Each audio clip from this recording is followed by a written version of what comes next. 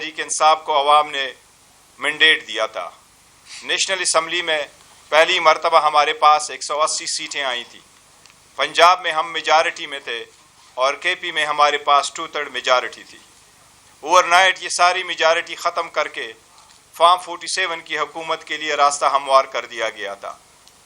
اس پاکستان میں تو کیا انٹرنیشنلی بھی اگر کوئی ویلاگر ہے, یوٹیوبر ہے, سوشل میڈیا انفلوئنسر ہے, پرنٹ یا الیکٹرانک میڈیا ہے, یا کوئی بھی ایون اکیڈمی میں بھی کسی کو پڑھانے والا ہے, وہ ایک چیز ضرور جانتا ہے کہ پاکستان میں 2024 کے الیکشن کے رزلٹ اوور نائٹ چینج ہو گئے تھے.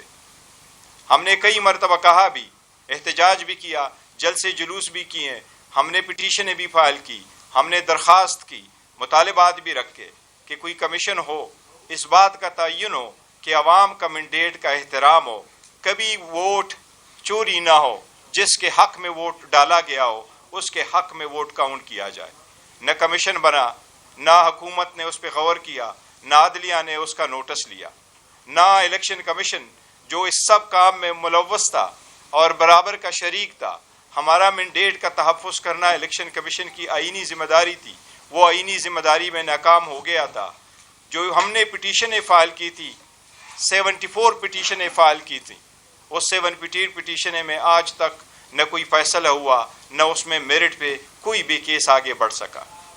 یہ اس پہ ریلیٹڈ جو ادارے, جو تنظیمیں ہیں, جو مفصل قسم کی رپورٹیں ہیں, ان میں سے ایک پٹن کی رپورٹ بھی ہے.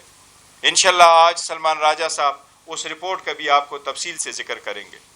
ہم آج بھی یہی مطالبہ کرتے ہیں کہ ہمارا مینڈیٹ ہم واپس لینے کا حق رکھتے ہیں. یہی آئینی طریقہ ہے, یہی جمہوریت ہے. جمہوریت کے لیے عوام کا مینڈیٹ اور ووٹ بنیاد ہے, اس کے بغیر جمہوریت نہ ہے نہ مضبوط ہے. اس کے ساتھ ساتھ ایک اور ذکر کرنا چاہیں گے, اور وہ ہے کہ اس جعلی مینڈیٹ کے ساتھ بنی ہوئی حکومت نے 26ویں ترمیم جو پاس کروائی تھی اور جس انداز سے پاس کروائی تھی, اس کے نتیجے میں بلوچستان ہائی کورٹ میں 3 ججز کا تعیناتی ہوئی, اسلام آباد میں 2 ججز کی, پشاور میں 10 ججز کی, لاہور ہائی کورٹ میں 9 ججز کی, اور سندھ ہائی کورٹ میں 12 ججز کی تعیناتی ہوئی. یہ تقریباً 46 ججز کی تعیناتی ہوئی ہے. اس کے ساتھ ساتھ سپریم کورٹ میں بھی 7 ججز آ گئے, 6 پرماننٹ ججز ہو گئے, 1 ایکٹنگ جج ہو گیا. لیکن سپریم کورٹ میں ہماری اور سول سوسائٹی کی اور بار ایسوسیشنز کی کنسٹیٹیوشنل پٹیشن پینڈنگ ہے, اور وہ پہلے دن ہم نے ٹیک اپ کر لی تھی یہ پوائنٹ جوڈیشل کمیشن کے سامنے کہ جب تک 26ویں آئینی ترمیم کا فیصلہ نہ ہوا ہو باعث عدالت کے سپریم کورٹ, تب تک ججز کی تعیناتی نہ ہو. لیکن چونکہ ہمارے پاس میجارٹی نہیں ہے, ووٹ کے ذریعے سے کمیشن آگے بڑھا اور تعیناتی ہوئی.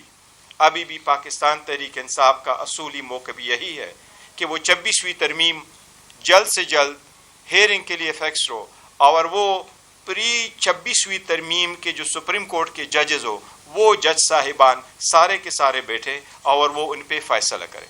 پاکستان تحریک انصاف کا اصولی موقف یہی ہے کہ 26ویں ترمیم کا فیصلہ سپریم کورٹ کے وہ محترم جج صاحبان کرے جو 26ویں ترمیم سے پہلے تعینات تھے, تاکہ یہ خدشہ نہ ہو کہ باعث ہو اور وہ جج جو اس کی بینیفیشری ہے وہ خود اپنے کاز میں جج نہ بنے. اس کے ساتھ ہم نے یہ بھی کہا کہ مذاکرات ہو. خان صاحب نے مذاکرات کے لیے کمیٹی بنائی, اور ہم آگے بڑھنا چاہ رہے تھے کہ سیاسی حل, مسائل کا سیاسی حل ڈھونڈا جائے, لیکن مذاکرات آگے نہیں بڑھ سکے. حکومت نے یہ سمجھا کہ یہ کوئی CSS یا اسکول کے بچوں کا ایگزام ہے کہ پرچہ ہم کھولیں گے تو جس وقت ٹک کلاک ہوگا تو پھر آپ کو وہاں ہی ہم اوپن کر کے آپ کہیں گے کہ آپ کے ڈیمانڈ پہ ہمارا جواب کیا ہے. اس لیے حکومت نے ہی راہ فرار اختیار کی اور ایک اچھا موقع ضائع ہو گیا. اس کے بعد خان صاحب نے کچھ لیٹر لکھ کے, لیٹر جس کو بھی ایڈریس ہوئے, خان صاحب نے ایک سابق وزیر اعظم کی حیثیت سے اور اس وقت پاکستان تحریک انصاف جو دنیا کی 6ٹھی بڑی پولیٹیکل پارٹی اور پاکستان کی سب سے بڑی پولیٹیکل پارٹی ہے, اس کے سربراہ کی حیثیت سے اس ملک میں پاورفل آدمی کے سامنے اپنے خدشات کا اظہار کیا ہے.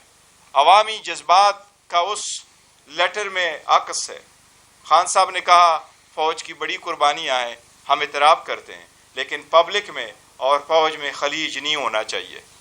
خان صاحب نے ان کے کچھ وجوہات بیان کیے کہ کچھ ایسے اقدامات ہونے چاہیے جس سے خلیج کسی صورت پیدا نہ ہو، لیکن یہ ویری انفارچونیٹلی کہ اس لیٹروں کو ایک دوسرے کو پاس آن کیا جا رہا ہے اور اس پہ بھی خاطر خواہ کوئی کارروائی نہیں ہوئی۔ اس پہ ہم اسمبلی میں بھی بات کریں گے، سینٹ میں بھی بات کریں گے۔ جب سینٹ اور اسمبلی میں پوائنٹ مانگتے ہیں یا پوائنٹ آف آرڈر ملتا نہیں، ملے تو میوٹ ہوتا ہے، اور اگر آپ اتنی بڑی پولیٹیکل پارٹی ان کے ورکر سپورٹر اور لوگوں کو آپ اتنا سپیس نہیں دیں گے تو یہ سپیس آپ کا کوئی اور لے جائے گا۔ یہ جمہوریت کے لیے اچھی بات نہیں ہے۔ اب وقت ہے کہ دانشمندانہ فیصلے کرے اور ملک کی بہتری کے لیے وہ فیصلے کرے جس میں سب کی